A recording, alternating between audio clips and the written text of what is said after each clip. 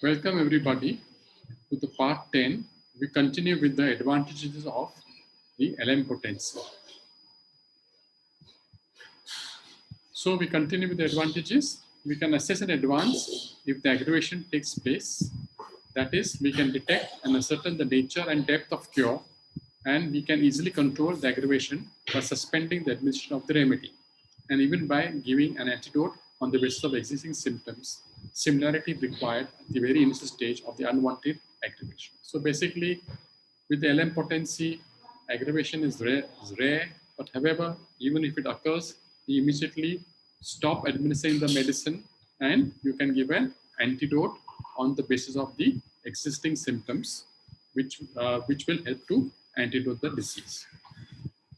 Thus, the control lies with the physician, and this is the real outstanding and unparalleled advantage of the LM potency if strictly followed. The selected medicine can be judged if it is correct within a few days in chronic cases, or even within a few hours in acute cases by the use of this LM potency.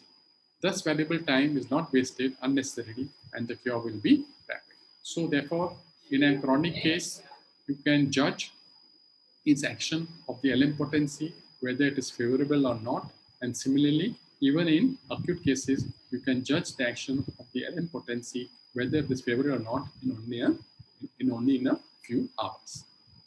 Constitutional medicine can be repeated frequently and can be used both for curative or palliative purposes simultaneously. So, I feel the major advantage is that whatever constitutional remedy you are giving, according to symptom similarity, it can be repeated frequently in cases which are curable, and also frequently in cases which are incurable, in which you want to achieve palliation.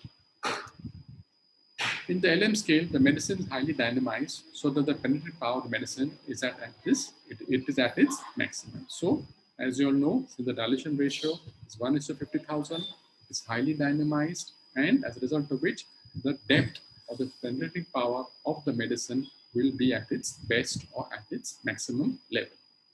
Medicines having a deep or a long duration of action can be given repeatedly. So this is a one unparalleled advantage, that the medicines which are very long acting or deep acting or well-proved constitutional medicines which have a long duration of action, they can be given repeatedly with this LM potency. Patients who are sensitive and have a high degree of susceptibility, the LM potencies are useful, and aggravation, if any, will be minimized. So therefore also in patients who are hypersensitive, sensitive, idiosyncratic patients, or exaggerated susceptibility or high degree of susceptibility, then the LM potency can be given, and the aggravation can definitely be minimized as compared to the centesimal scale, wherein a tremendous aggravation takes place with it.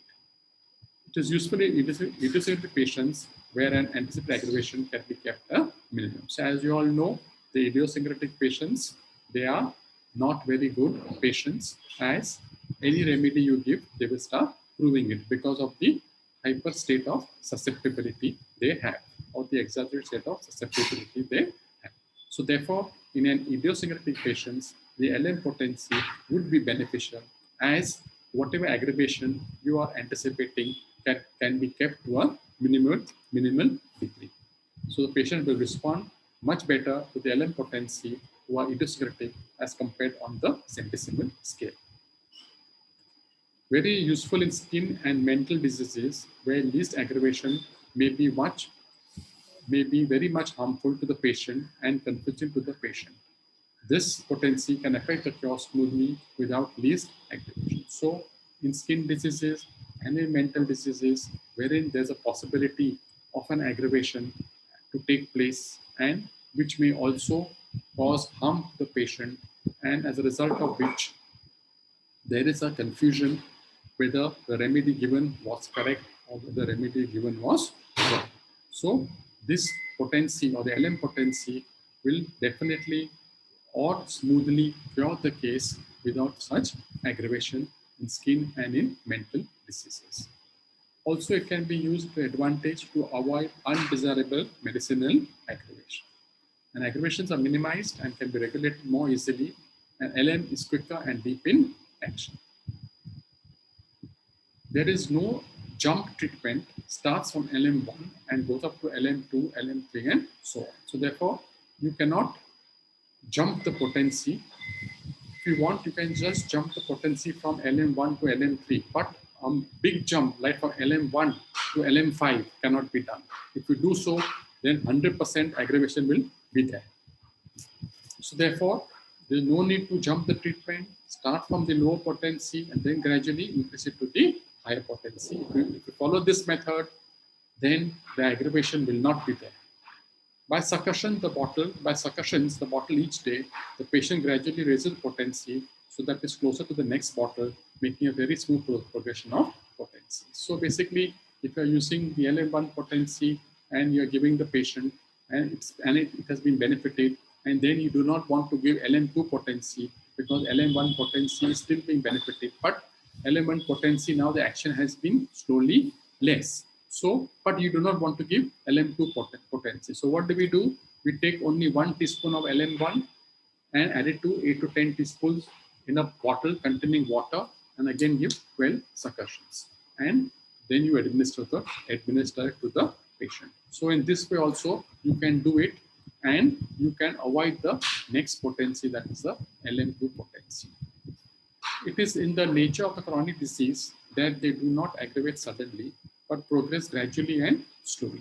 So the potency of the medicine should not be increased suddenly, and the cure comes slowly and gradually. So similarly, as you all know, in the chronic disease, it is not aggravated suddenly, but it progresses gradually and slowly. Similarly, the potency of the medicine also should not be increased suddenly.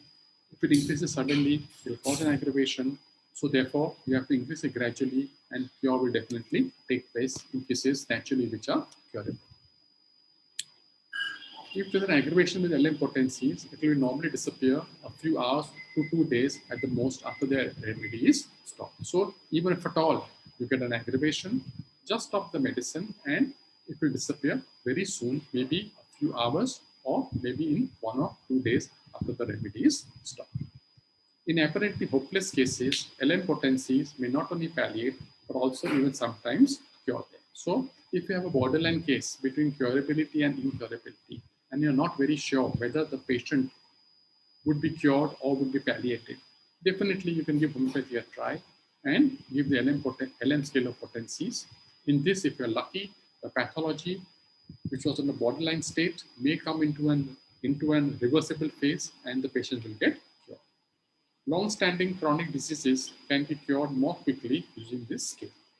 The LM method hastens the process of cure by frequent repetition. So it is useful especially for the chronic diseases which have a very long-standing, and main advantage is that you can repeat it frequently without the fear of any aggravation. In mental illness, where even a low centesimal potency can aggravate, LM cures smoothly. So in mental diseases, or rather in any disease where you think the centesimal scale has caused an aggravation and it is not patient not responding well, though the totality remains the same, then the same medicine can be used in the LM potency and the cure will go off very smoothly. In cases of long-standing suppression, LM works marvelously. Repeated applications revive suppressed symptoms. So even in case of suppression, you can use LM potency and it will revive the suppressed symptoms and the old symptoms will be thrown out without much aggravation. So that's all about the advantages. Now the next part 11 will be about the disadvantages, which will be coming up soon. So I hope you all liked the LM potency, the advantages. I have read many books and taken out all these different points of advantages. Please, if you like the video, do share, like, comment, and subscribe. Thank you very much.